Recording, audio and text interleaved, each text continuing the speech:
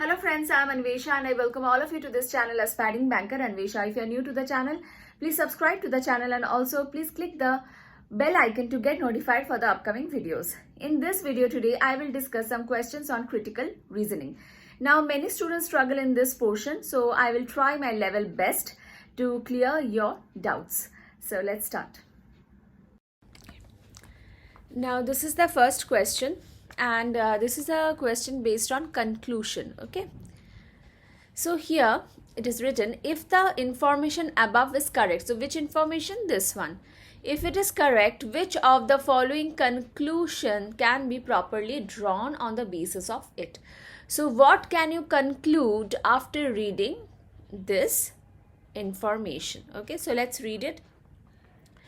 In order to analyze the efficiency of income tax professionals, a financial magazine conducted an experiment where it gave a group of 100 income tax professionals identical records from which to prepare an income tax return. Okay, so what is the meaning of this? So, the efficiency of income tax professionals had to be determined. Okay, so efficiency of income tax professionals, that is those professionals, those people who file income tax or who who determine income tax. Okay, so or who file tax returns. So the efficiency of those people had to be checked, had to be determined. Okay, and for that a financial magazine conducted an experiment. So for this an experiment was done. Okay, a group of 100 income tax professionals identical records. So they gave some records, that is some samples to study. Okay, and these records were given to 100 professionals and all these records were identical, that is the same records were given or the same samples were given to the 100 professionals. Okay, now next, the professionals were unaware of the fact. So they did not know the fact that they were given fictitious records. That is, these records were imaginary. Fictitious means imaginary. So they were not real records. They were just imaginary. That is, they were made up records. Okay, compiled by the magazine. The magazine just made these records. On comparing the returns, the written files prepared by the professionals. So then, what did the professionals do? They filed the tax returns based on the records which were imaginary. Okay, so how many tax records were filed? Of course 100. Why 100? Because these samples were given to 100 professionals. Okay, so hundreds of them filed. Okay, so there were 100 return files. Now it was observed that no two of the tax returns agreed with each other, which means what? All these tax returns were different, which shouldn't be the case. Why? Because they were given the same records. The same records were given to 100 people. So the same tax returns should be filed. The result should be the same. Listen, if I give a question, a mathematics question to you, okay, to 10 of you, suppose I give an approximation, a simplification approximation question to 10 of you. So all of your answers should be the same. Why? Because I have given the same question. So here, this is the question and this is the answer. But the answer was different. Okay. So only one was technically correct. And only one. So out of these 100 people, only one was correct and 99 of them were incorrect. Okay, but remember, all of them were professionals. If the information above is correct, which of the following conclusion can be drawn? If one wants to file one's income tax returns correctly, it is necessary to hire professional income tax advisor to prepare them. How can you conclude this from this information? This information talks about an experiment in which 99 of the professionals failed. So this cannot be concluded. Professional income tax advisors are bound to make mistakes on at least some of the tax returns they prepare. Bound to make mistakes means what? They will definitely make mistakes. Can you conclude this? No. Why? Because one of them were correct. So if they're bound to make mistakes, then 100 of them should be incorrect, but one is correct, right? So you cannot make this conclusion. Not more than 5 out of the 100 income tax returns prepared by any given professional income tax advisor will be correct. Not more than 5 out of the 100 income tax returns prepared by any given income tax advisor. How can you say this figure? That 5 out of 100, max 5 out of 100 will be correct. How can this figure be concluded? It cannot be concluded from this. Okay, you cannot judge the probability. Okay, so wrong. There is a higher chance of people having unprepared tax return if they prepare their own tax returns. So if people prepare their own tax returns, then their tax return will be unprepared. So you can this one cannot be compared, cannot be concluded, because in this information, this paragraph does not talk about people who file their own returns. Okay, that's why this is out of the scope of the paragraph. Next, the fact that a tax return has been prepared by a professional income tax advisor provides no guarantee that the tax return has been correctly prepared. This means that even if the tax return has been prepared by a professional income tax advisor, you cannot provide any guarantee that it will be prepared correctly. Yes, we can see from here that 100 professionals were employed, but out of them only one was correct. So we cannot give any guarantee, we cannot provide any guarantee that the income tax professionals will always prepare tax return correctly. Okay, so option E is your answer. Only this can be concluded. I hope I have made this one clear. Now, this is a type of question which is very common in exams. That is, which of the following, if true, would most weaken the conclusion down in the passage? Which means what? Like this one is given, okay, this passage is given. Now you have to say which of these statements will weaken the conclusion in this passage. Okay, for this we must find out what is the conclusion of the passage. Okay, so as per report of a government agency working to check the spread of disease in the country, the prevalence of cholera is twice as high in the northern portion of the country as it is in the southern portion of the country. Which means what? In North India,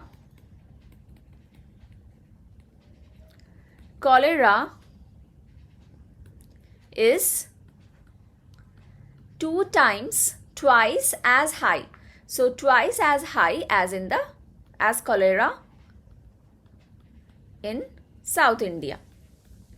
Okay, so if in South India there are 50 cases of cholera, then in North India there will be 100 cases of cholera. This is the meaning.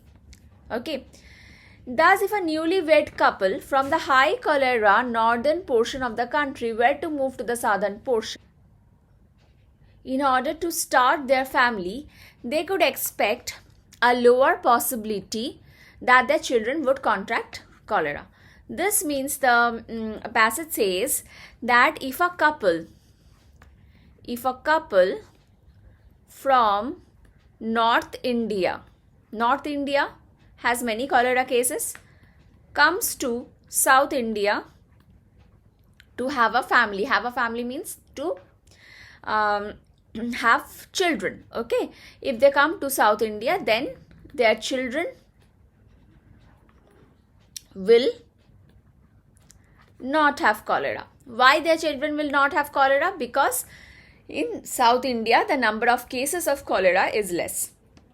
Okay, so this is the meaning, this is the conclusion. This is the conclusion of the passage. Now you have to say which of the following will weaken this conclusion, which means which of the following makes this conclusion untrue. Right? Okay. Now let's look at the first one.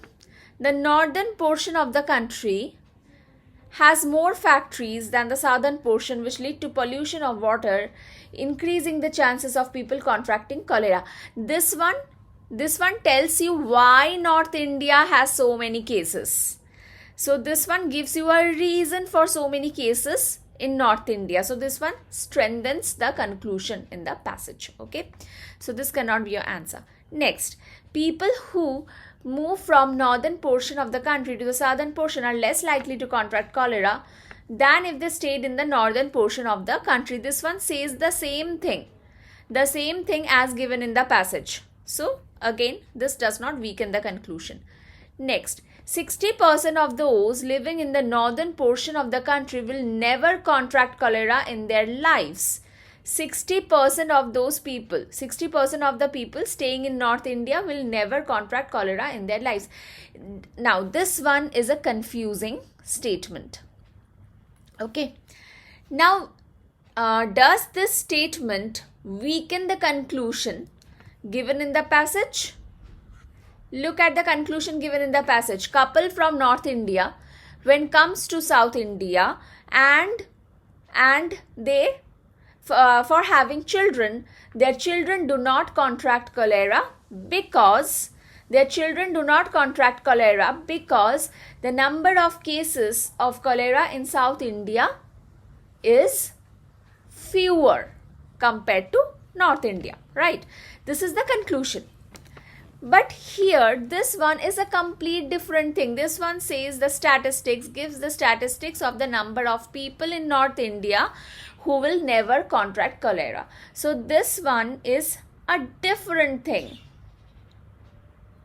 not related to the information given in the passage, not related.